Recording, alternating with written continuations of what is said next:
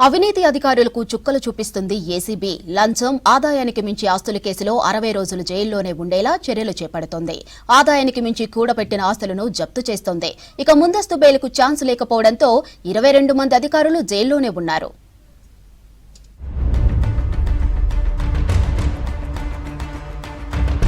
లంచం తీసుకుంటూ పట్టుబడ్డ, ఆదాయానికి మించి ఆస్తులు కూడబెట్టిన అవినీతి అధికారులకు ఏసీబీ చుక్కలు చూపిస్తోంది. అవినీతి నిరోధక చట్టం కింద 2 నెలల నుంచి 3 నెలల పాటు జైలు కేసు పెడుతోంది. ఆదాయానికి మించి ఆస్తులు కూడబెట్టిన కేసుల్లో 100 కోట్ల విలువ చేసే అక్రమాస్తులను స్వాధీనం చేసుకుంటున్నారు ఏసీబీ అధికారులు. అవినీతితో సంపాదించిన ఆస్తులను జప్తు చేస్తున్నారు.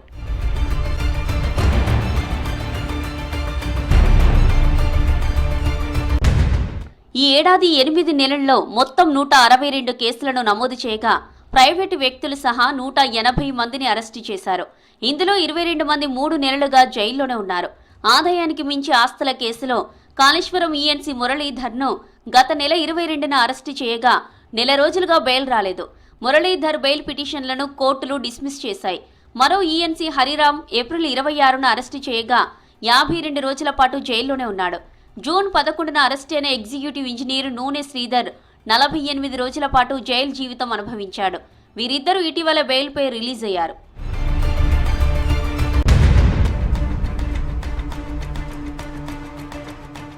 ప్రభుత్వం నుంచి జీతం తీసుకునే ఉద్యోగులు సహా పబ్లిక్ సర్వీస్లో ఉన్న ప్రతి ఒక్కరిపై ఏసీబీ నిఘా పెడుతోంది. కంప్లైంట్ అందిన వెంటనే రంగంలోకి దిగి ట్రాప్ స్కెచ్ వేస్తున్నారు.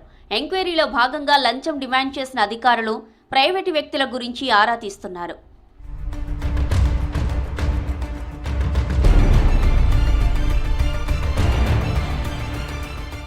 బాధితులు అందించే ఆధారాలను అధికారులు పరిశీలిస్తారు.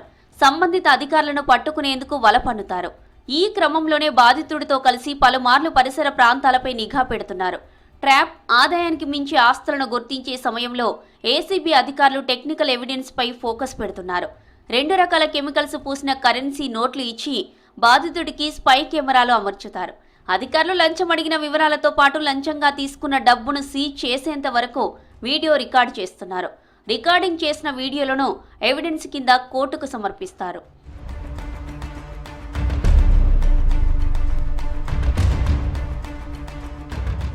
సాధారణంగా క్రిమినల్ కేసులో వివిధ రకాల నేరాలకు సంబంధించి నేర తీవ్రతను బట్టి 15 రోజుల్లోగా బెయిల్ వచ్చే అవకాశాలున్నాయి.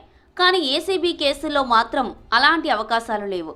ముందస్తు బెయిల్ సహా రెగ్యులర్ బెయిల్ పొందాలంటే కేసు తీవ్రత బేస్గా 2 నుంచి 3 నెలల పాటు జైల్లో ఉండాల్సిందే. కొన్ని కేసుల్లో మాత్రం కనీసం నెల రోజులు జైలు తప్పదు.